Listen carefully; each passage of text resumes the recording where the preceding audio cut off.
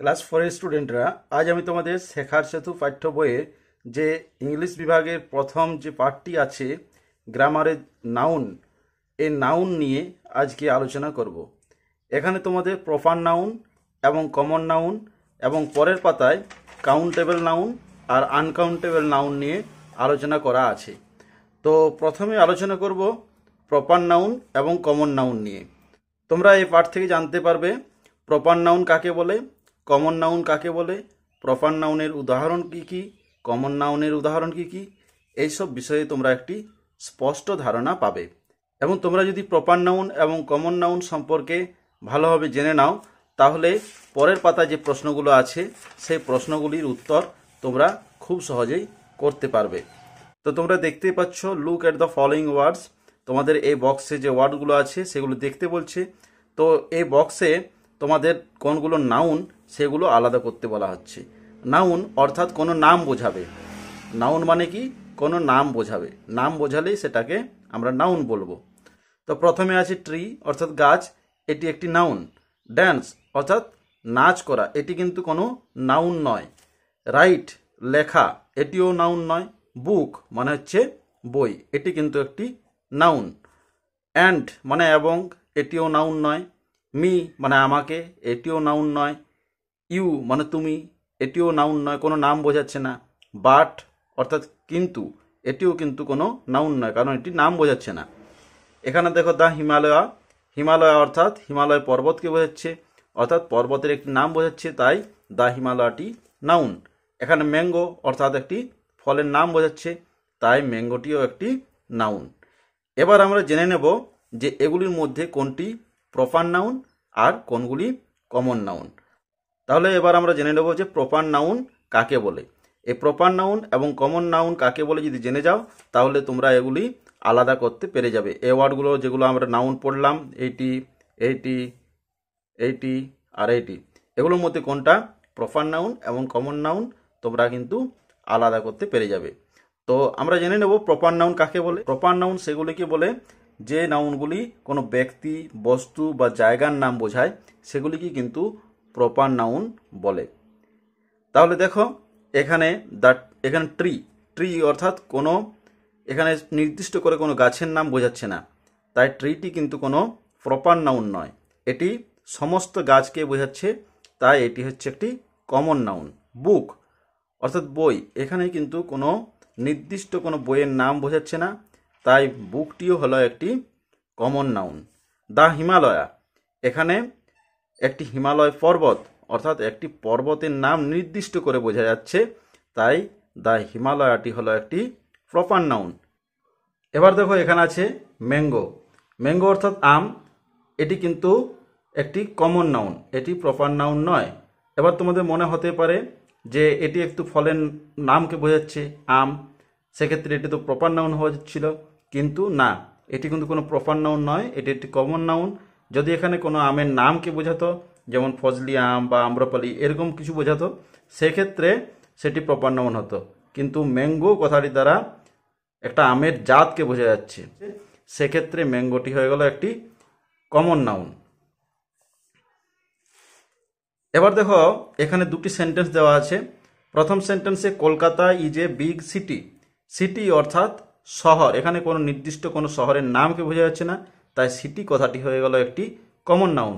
আবার দেখো এখানে কলকাতা, কলকাতা কিন্তু একটা শহরের নামকে বোঝা যাচ্ছে, তাই কলকাতাটি হয়ে গেল একটি প্রপার নাউন। আবার দেখো 2 নম্বর সেন্টেন্সে হিজ ব্রাদার ইজ সুবীর, এখানে দেখো সুবীর কথাটি দ্বারা একটা লোকের নামকে বোঝা যাচ্ছে, তাই সুবীর হয়ে গেল প্রপার নাউন। আর ব্রাদার অর্থাৎ ভাই, এখানে ভাই কথার দ্বারা সমস্ত ভাইকে বোঝা যাচ্ছে, তাই ভাই হয়ে গেল কমন নাউন। তাহলে তোমরা দেখতেই পাচ্ছ যে এখানে যে প্রপার নাউনগুলো পাওয়া গেল, কলকাতা আর সুবীর, এগুলো কিন্তু ক্যাপিটাল লেটার দিয়ে শুরু হয়েছে। তাহলে তোমরা বুঝতে পারলে যে কোনো প্রপার নাউন ক্যাপিটাল লেটার দিয়ে শুরু হবে। তো এবার চলো নিচে যে লিস্ট দেওয়া আছে সেটা দেখে নেওয়া যাক। এখানে দেখো 5টি সেন্টেন্স দেওয়া আছে। এই 5টি সেন্টেন্সের মধ্যে তোমাদের খুঁজে বার করতে হবে নাউন কোনগুলো, এবং সেই নাউনগুলো খুঁজে বার করার পর তোমাদের সেগুলো আলাদা করতে হবে, প্রপার নাউন এবং কমন নাউন আলাদা করতে হবে। তো দেখো প্রথমে আছে the rose is a beautiful flower, এখানে দেখো রোজ আর ফ্লাওয়ার এই দুটি নাউন। এবার এগুলো কমন নাউন না প্রপার নাউন? রোজ অর্থাৎ একটি ফুলের নাম অর্থাৎ ফুলের জাতকে বোঝা যাচ্ছে, তাহলে রোজ আর ফ্লাওয়ার এই দুটি কিন্তু কমন নাউন, এখানে কিন্তু প্রপার নাউন বলা হবে না রোজকে। 2 নম্বর সেন্টেন্সে আছে সুজাতা রিডস এ বুক। এখানে দেখো সুজাতা আর বুক এ দুটি হচ্ছে নাউন। এবার সুজাতা কোনো একজনের নামকে বোঝা যাচ্ছে, সেক্ষেত্রে সুজাতা হয়ে যাবে প্রপার নাউন আর বুক হয়ে যাবে কমন নাউন। তারপর আছে the Ganga is a river. এখানে গঙ্গা আর রিভার এ দুটি হচ্ছে নাউন, কিন্তু দেখো রিভার দ্বারা কোন নির্দিষ্ট নদীর নাম বোঝা যাচ্ছে না, সেক্ষেত্রে রিভার হয়ে যাবে কমন নাউন।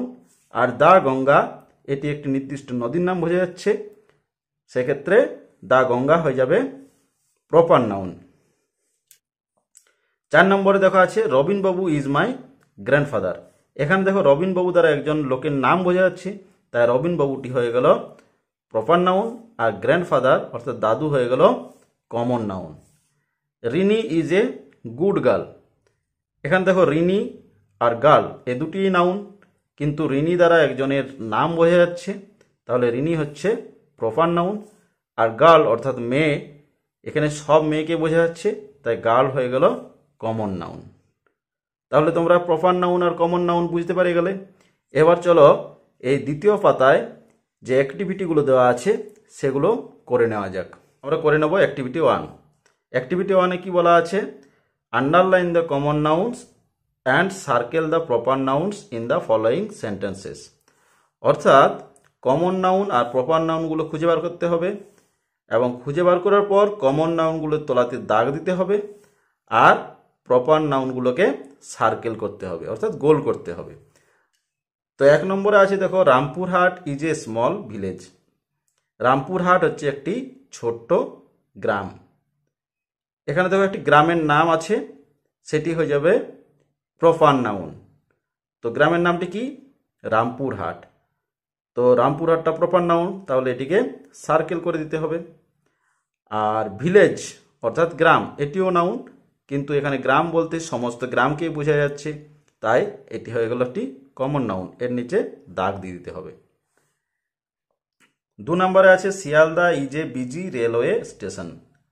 এখানে শিয়ালদা একটি জায়গার নাম বোঝা যাচ্ছে, তাহলে এটি হচ্ছে প্রপার নাউন, একে সার্কেল করে দেবে। আর রেলওয়ে স্টেশন এটি হচ্ছে একটি কমন নাউন, তাহলে এর নিচে আন্ডারলাইন করে দেবে।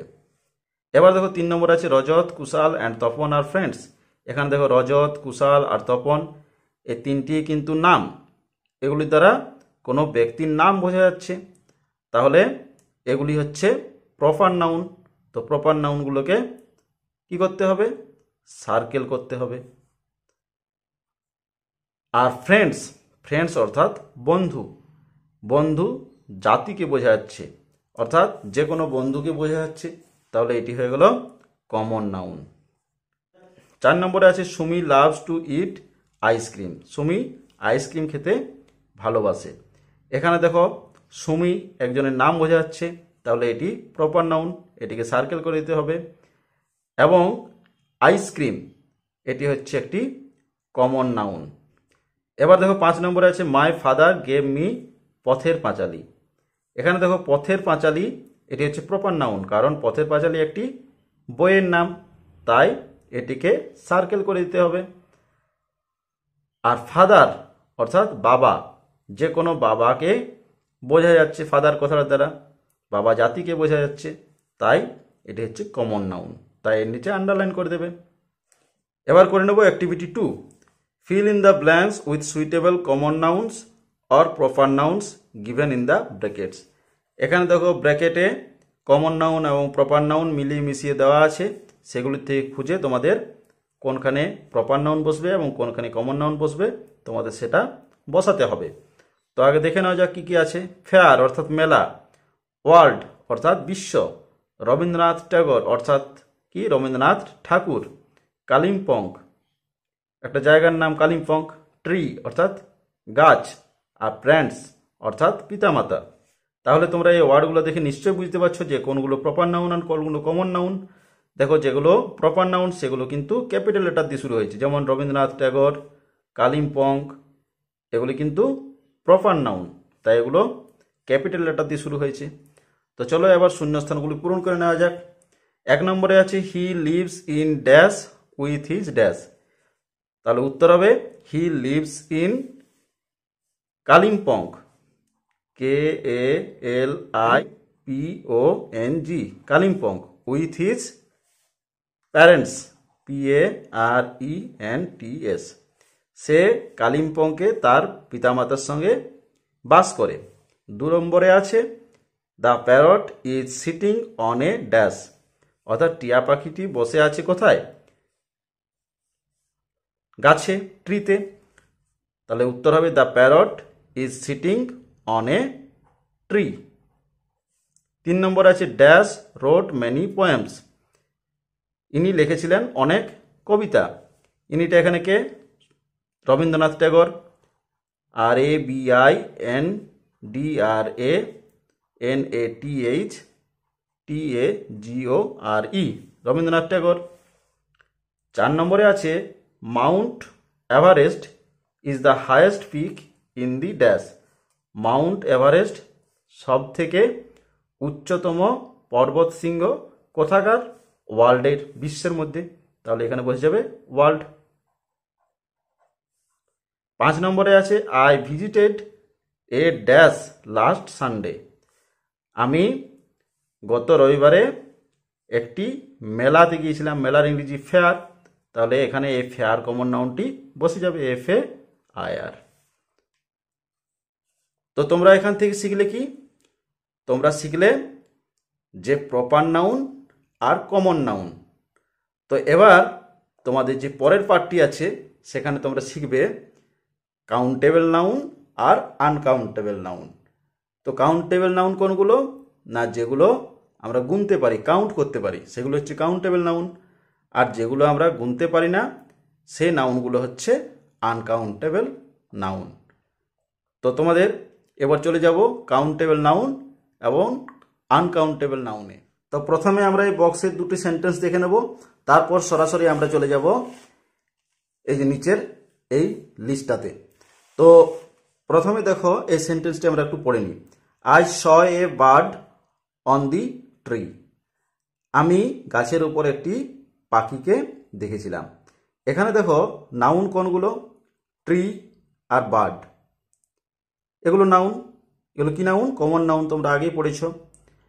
কিন্তু দেখো এখানে বার্ডকেও আমরা গুনতে পারবো আর ট্রিকেও গোনা যায়। তাহলে গোনা গেলে আমি কি বললাম? গোনা গেলে বলেছি যে সেগুলো হচ্ছে কাউন্টেবল নাউন, আর গোনা না গেলে সেটি আনকাউন্টেবল নাউন।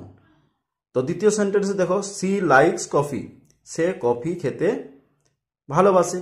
এখানে দেখো কফি বোল্ড আকারে লেখা আছে, দেখো কফি। এই কফি অর্থাৎ একটা পানীয় জিনিস, চায়ের মতো। তো কফিটি গোনা যায়? নিশ্চয়ই গোনা যায় না, তাই কফিটি হয়ে গেল একটি আনকাউন্টেবল নাউন। ঠিক আছে, তো এবার আমরা চলে যাব নিচের দিকে। এখানে দেখো সেন্টেন্স দেওয়া আছে, নাউন দেওয়া আছে, এবং সেন্টেন্স থেকে তোমাদের প্রথমে নাউনগুলো খুঁজে বার করতে হবে, তারপর কাউন্টেবলের ঘরে কাউন্টেবল নাউন আর আনকাউন্টেবল ঘরে আনকাউন্টেবল নাউনগুলো লিখতে হবে। তো প্রথম সেন্টেন্সটি আছে the book is on the table. এখানে নাউন কোনগুলো বলো তো? এখানে নাউন হচ্ছে বুক আর টেবিল। দেখো বুক গোনা যায়, টেবিল গোনা যায়? নিশ্চয় গোনা যায়। তাহলে বুক আর টেবিল দুটি হয়ে গেল কাউন্টেবল নাউন। সুমিতা লাইকস টি, এখানে দেখো নাউন কোনগুলো? সুমিতা আর টি, এই দুটি নাউন। কিন্তু দেখো সুমিতা কোনো একজন লোকের নাম, অর্থাৎ তাকে আমরা গুনতে পারবো, তাই সুমিতা হয়ে গেল কাউন্টেবল নাউন আর টি হয়ে গেল আনকাউন্টেবল নাউন। কারণ কফির মতো তো টিটাও, একেও আমরা গুনতে পারি না, তাই টিটা হয়ে গেল uncountable noun. The girl it's an Apple, এখানে দেখো নাউন কোনগুলো? গার্ল আর অ্যাপেল। দেখো গার্লও গোনা যায় আর অ্যাপেলও গোনা যায়। তাহলে এই দুটি হয়ে গেল কিন্তু কাউন্টেবল নাউন।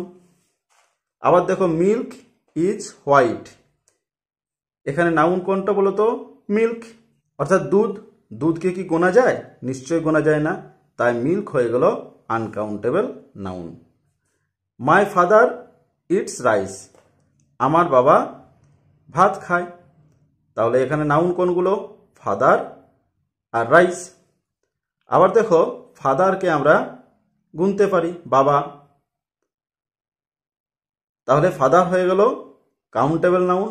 আর রাইস চাল কিন্তু বা ভাত এগুলো কিন্তু গোনা যায় না, তাই রাইস হয়ে গেল আনকাউন্টেবল নাউন। তো আশা করি কাউন্টেবল নাউন এবং আনকাউন্টেবল নাউন সম্পর্কে তোমাদের একটা স্পষ্ট ধারণা তৈরি হয়েছে। তো চলো এবার এই পার্ট থেকে যে অ্যাক্টিভিটি টাস্কগুলো দেওয়া আছে সেই অ্যাক্টিভিটি টাস্কগুলো। অ্যাক্টিভিটি 1-এ দেওয়া আছে find out countable and uncountable nouns from the given words and write them in the suitable boxes. তো এখানে দেখো দেওয়া আছে flowers, weather, coal, car, deer, silk, silver, monkey, baby, honey আর ব্রেভারি। তো এখান থেকে দেখো ফ্লাওয়ার্স অর্থাৎ ফুল, ফুলকে গোনা যায় কি না? নিশ্চয়ই গোনা যায়। ফুলকে আমরা একটা ফুল, দুটা ফুল এভাবে গুনতে পারি, তাহলে ফ্লাওয়ারটি হয়ে গেল কাউন্টেবল। এবার দেখো ওয়েদার অর্থাৎ আবহাওয়া, আবহাওয়াকে নিশ্চয়ই গোনা যায় না, তাহলে ওয়েদার হয়ে গেল আনকাউন্টেবল নাউন। এবার দেখো কোল অর্থাৎ কয়লা, কয়লাকেও গোনা যায় না, খনি থেকে পাওয়া যায়, কয়লা গোনা যায় না, তাহলে কয়লা হয়ে যাবে অর্থাৎ কোল হয়ে যাবে আনকাউন্টেবল নাউন। আবার দেখো কার অর্থাৎ গাড়ি, গাড়িকে আমরা নিশ্চয়ই গুনতে পারি, গুনতে পারলে হয়ে যাবে কাউন্টেবল নাউন, তাহলে কার হয়ে গেল কাউন্টেবল নাউন। ডিয়ার অর্থাৎ হরিণ, হরিণকেও আমরা গুনতে পারি, তাহলে ডিয়ার হয়ে যাবে কাউন্টেবল নাউন। সিল্ক অর্থাৎ পশম, একেও তো গোনা যায় না, তাহলে সিল্ক হয়ে যাবে আনকাউন্টেবল নাউন। সিলভার অর্থাৎ রূপা, রূপাকে আমরা কিন্তু গুনতে পারি না, তাহলে সিলভার হয়ে গেল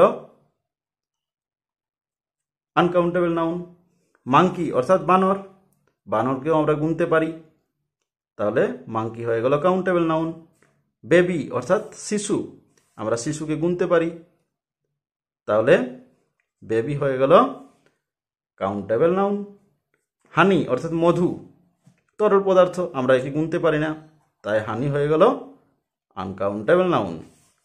আর ব্রেভারি, ব্রেভারি অর্থাৎ সাহসী, সাহসীতে গোনা যায় না, সে কতটা সাহসী, একটা সাহসী না দুটো সাহসী, এভাবে আমরা করতে পারি না, তাই ব্রেভারি হয়ে গেল আনকাউন্টেবল নাউন।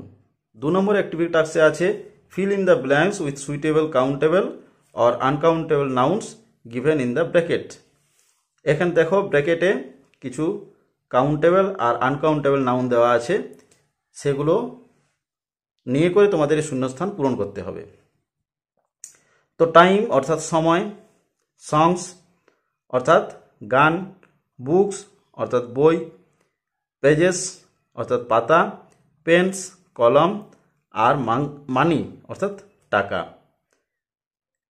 তো এগুলো নিয়ে আমাদের এই শূন্যস্থানগুলো পূরণ করতে হবে। তো চলো প্রথমেরটা করে নিই। We need a lot of dash for the business, business করার জন্য আমাদের প্রচুর পরিমাণে কি দরকার? মানি, টাকার দরকার, MONEY মানি। 2 নম্বরটা রিনা হ্যাজ 5 পেন্স, রিনার 5টি কলম আছে। 3 নম্বরটা I love to read dash and sings dash, আমি কি পড়তে ভালোবাসি? Books, BOOKS books, and sings songs, SONGS সংস। 4 নম্বরে আছে দ্য বুক হ্যাজ 249, বইটির আছে 249টি কি? পেজেস পাতা, PAGES পেজেস।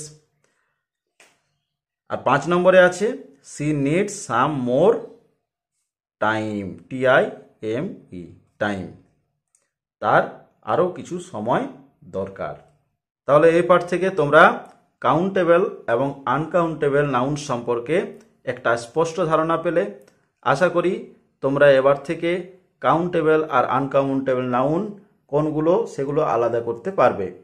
তো আজ এই পর্যন্তই। ভিডিওটি ভালো লেগে থাকলে অবশ্যই একটি লাইক দেবে এবং তোমাদের যদি কোনো প্রশ্ন থেকে থাকে সেক্ষেত্রে তোমরা কমেন্ট বক্সে কমেন্ট করতে পারো। আসছি পরের ভিডিও নিয়ে। ততক্ষণের জন্য তোমরা সবাই ভালো থেকো, সুস্থ থেকো এবং তোমরা সবাই ভালোভাবে পড়াশোনাটা চালিয়ে যাও।